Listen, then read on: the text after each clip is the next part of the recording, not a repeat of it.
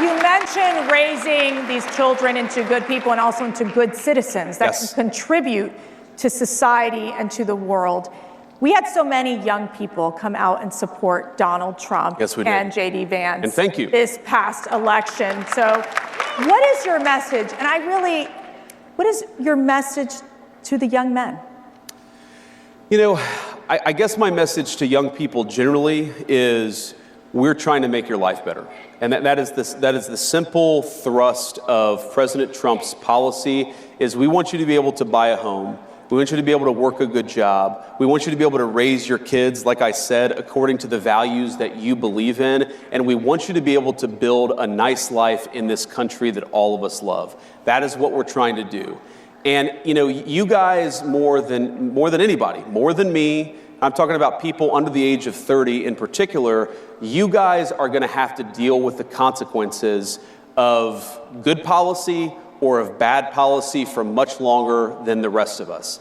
And I want you guys to think about the future and ask yourself, do you want safe communities? Do you want a prosperous life? Do you want to be able to work a good job? Or do you want that job shipped off to China or somewhere else? We're fighting for you every single day. We want you to help fight for us because we've got to win. Not just the policy battles of the next couple of months. We've got to win the midterm elections in a couple of years. We need you. We recognize that we need you, and we're fighting for you every single day.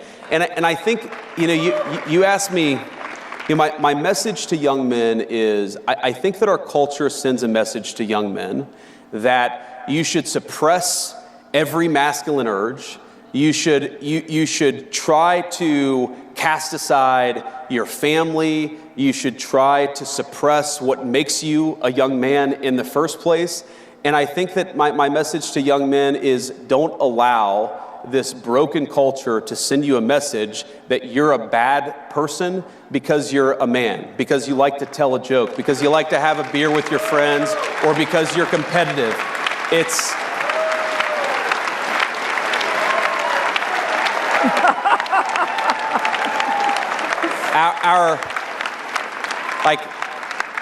our message, the cultural message, and I think the president's and mine is the exact opposite, but our cultural message is, I think that it wants to turn everybody, whether male or female, into androgynous idiots who think the same, talk the same, and act the same. We actually think God made male and female for a purpose, and we want you guys to thrive as young men and as young women, and we're going to help with our public policy to make it possible to do that. And by the way, I actually think, Mercedes, this is the thing that President Trump, this is why the media went after him so hard, is because, you know, when I think about, like, what is the essence of masculinity, you could answer this in so many different ways, but when I think about me and my guy friends, we really like to tell jokes to one another. Like, we like to laugh. If you think of all the movies that were really popular. Are you saying you're pretty funny? I try to be. Okay, President Trump, who's funnier? Who's funnier? President Trump. All right, there. Let's be honest.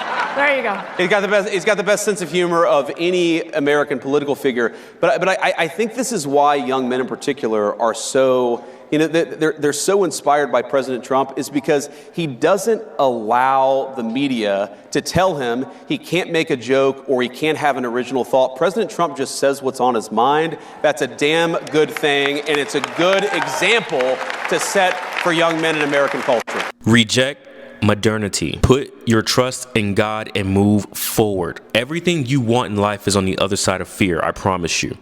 Everybody nowadays is saying this, oh, the world's going because of climate change. Oh, you know, who can afford a house right now? Oh, it's crazy, I heard, to raise kids.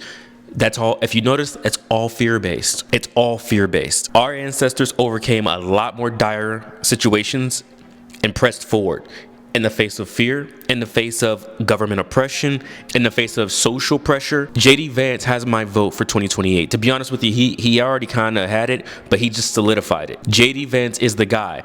And if you want me to be 1,000% honest with you, if the race was between Trump and J.D. Vance this past November, I might not have voted for Trump. J.D. Vance, to me, is the guy. He's everything that is the future of the Republican Party that's going to be successful. I think what he's saying right now, guys, can resonate with, because we're coming off the past Forget just Biden and Kamala Harris. We're coming off the past 20 to 25 years of really men not being able to be men, of society telling men you're toxic, you're bad, society telling us that you need to kowtow to women, you need to kowtow to feminism, to females, suppress yourself so that females can be elevated. And I just think at this point men have had enough. The election in November was not just about Trump.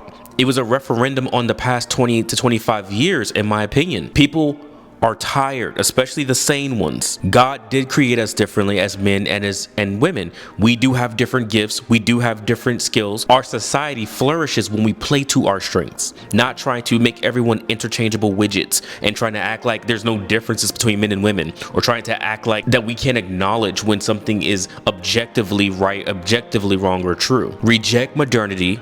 Get married, find you a good woman who has not been indoctrinated with feminism, who doesn't think there's no differences between her and men. Find you a feminine, good woman who is God-fearing. Get married to her and pump out a lot of babies. Yeah, I said it. The resistance won't be a bunch of individuals who are godless without a legacy. That is not a resistance I've ever heard of. Please show me one. America does not get back on track without strong fathers, strong husbands, with wives and mothers that are in lockstep, in unison, working as one family unit. That is the building block of America. It is the building block of community. You cannot resist the government. You cannot resist Satan. You cannot resist any of these things that you think that you want to stand up against by yourself. And a bunch of individuals together is not going to cut it. But let me know what you guys think about what J.D. Vance said. Hey, did this move the needle for you in any way? Does he have your vote now? Consider voting for him if you weren't before. But let me know what you guys think below in the comments. And until next time, God bless. Peace.